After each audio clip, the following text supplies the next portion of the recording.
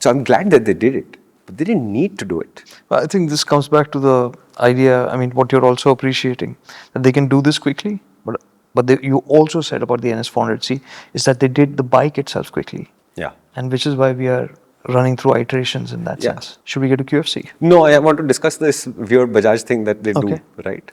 So they brought out the KTM 390X Adventure, no electronics. And then what, 5 months later, take the electronics. And price has gone up 12 or 13,000 rupees for that bike. And with the NS400Z, they brought the bike out, they sold a few, and then they said, okay, we understand there are issues, here's solutions. I think it's really admirable if you think about it from the engineering standpoint. It means products that have gone out into the market are not being ignored, which you could accuse, for example, Royal Enfield of doing, where the Interceptors had poor suspension for 6 years straight now. The Bear suspension has been poor from the beginning, and we are seeing them making changes to new products. So the Classic 650 has a better setup, and the Hunter has a better setup. But Bajaj is saying, oh, you think that's an issue? We change it. So there's two sides to this, right? Because the guys on circles were asking us, saying, but I just bought a KTM 390 Adventure X, and it doesn't have the electronics and the traction control. That's gotta hurt a bit, And it's not retrofittable. So what am I supposed to do now? Right? For sure. So I understand that this coin has two sides to it. And what Bajaj's side is, they're pursuing this, it's very admirable. Like, for example, think about it. The Pulsar NS400Z need not have had a quick shifter for it to change in any fundamental way. This is a totally fun thing that they added. And they were happy to do it because it meets all of Bajaj's internal criteria for doing it, which is it is effective enough, it meets validation standards, and it's zero extra cost.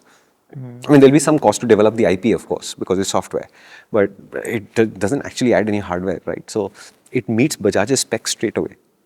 So I'm glad that they did it, but they didn't need to do it. Well, I think this comes back to the idea, what you're also appreciating, that they can do this quickly, but you also said about the NS400Z is that they did the bike itself quickly. And which is why we are running through iterations in that sense. So tell me how you feel about this, because I'm really conflicted about this. Because on the one side, engineering organizations moving that kind of quickly is very difficult to see. It doesn't happen very often. When they do, things can go very, very sideways, like it did with the first NS400Z. Things can also sometimes click neatly into place and say, wow, that's a good idea, like the sport shifter in the case of the NS400Z. I can see both sides of this.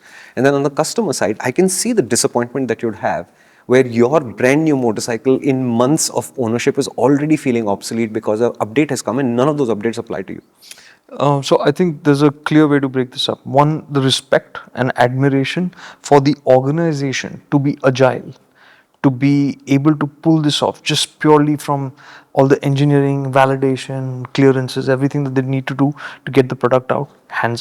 No two ways about it, hands down. Awesome. That's incredible.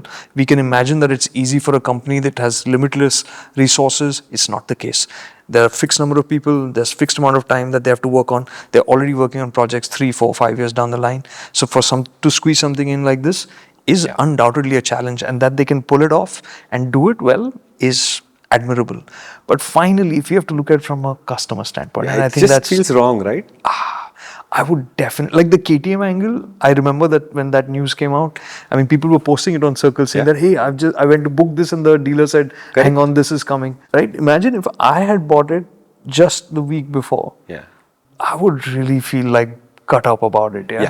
And unfortunately, there is no way that you can prevent this from happening. It happens every single time there's a model change, right? If you were not aware that Apple makes new phones every September and you decided to buy a new phone in August, you are going to get kind of jolted a month later when you say, hey, because the price at Apple, for example, doesn't fundamentally change year to year. But that also, I think that predictability also. Bajaj, that's exactly what I was coming to, but Bajaj broke predictability in that. You don't know what they're going to do next. Which I'm sure gives them a huge competitive advantage, because I'm sure people at Royal Enfield who monitor Bajaj like, what the hell is this company up to, man? They just keep changing things left, right and center.